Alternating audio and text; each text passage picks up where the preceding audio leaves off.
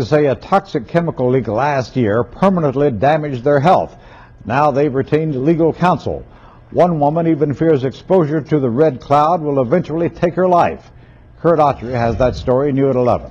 Gene, 56-year-old Sharon Doty used to be a house painter. Now she has trouble walking, let alone climbing a ladder. She also suffers from shortness of breath and says nearby Regional Enterprises is to blame. I saw like an orangish, reddish cloud. It was over my house, and I had this funny taste in my mouth. July 25, 2005. Sharon Doty didn't think much of the cloud. At first, she thought it was just the release of steam from a nearby plant, until a neighbor rushed over and told her she had minutes to evacuate. Did have second-degree burns across the forearm, both forearms, and I understand the chest and a piece of his leg here.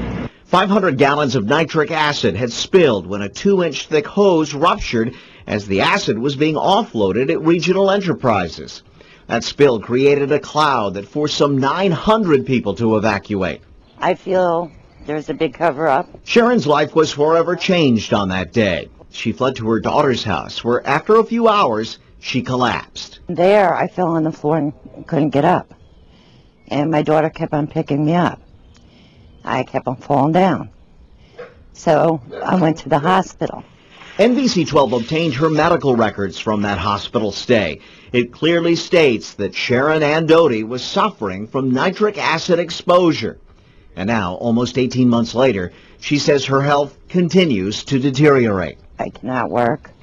If I go to the store, I usually have an 18-year-old go with me because I'm scared. I'm scared I'm going to fall down because I get dizzy. Sharon claims Regional Enterprises is ignoring her attorney's attempt to reach a settlement. One worker that we talked with doesn't believe anyone, other than the one company employee that was injured, was adversely affected by that leak. The wind was taking everything out to the river. But the pictures from Sky 12 that day tell a different story. And with it getting harder to breathe every day, Sharon says at this point, she's terribly frightened. If I die, you know, I have nothing to give my family, you know, and it's scary. I talked with Regional Enterprises President Gary Farrar. He had no comment. Mrs. Doty and several other people who claim to be affected from the spill are represented by William Hansen of Emrock and Kilduff. I'm Kurt Autry, NBC 12.